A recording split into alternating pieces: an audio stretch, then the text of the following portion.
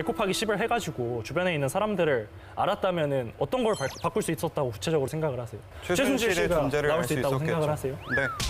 그런데 저는 의문이 드는 게 그럼 최순실 씨가 나왔다고 해서 과연 최순실 게이트가 열릴 거라고 우리가 예측까지 할 수 있었을까요? 그건 네. 아니라고 봅니다. 저희 측에서 말씀드리는 토론회는 기존의 지식인이나 엘리트층 위주로 전문가 위주로 구성된 토론회가 아니라 직접 이해 당사자 국민들과 소통을 하겠다는 겁니다. 우리가 소통을 추구한다는 점 같이 공유하고 있죠. 하지만 소통을 추구하기 위해 전제되는 점을 저희는 계속 말씀드리는 거예요. 이해하고 공감하지 못한 세계는 우리가 결코 소통하기 어렵다는 점을 말씀드려요.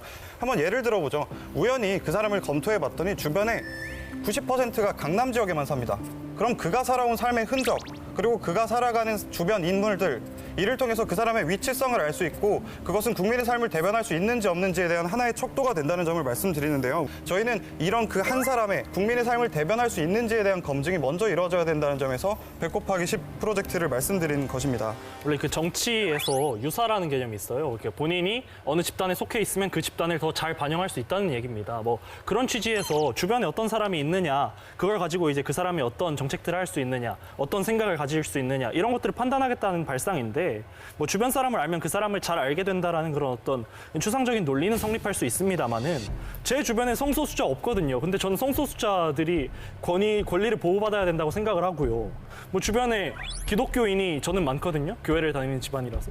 뭐 저는 종교적 다양성이 없다 이런 식으로 추론할 수도 없는 거고 구체적으로 들어가면 어떻게 그것이 작동할 수 있는지에 대해서 전혀 감이 안 오거든요. 그것만으로 그 사람들이 어떤 경제 정책, 어떤 복지 정책을 할지 알 수 있습니까? 분발하는데 화양이 많아? 질문이 아주 좋아요. 질문 좋죠. 우리는 아직 이제 하나밖에 안 남았으니까 생각보다 괜찮은 것 같은데?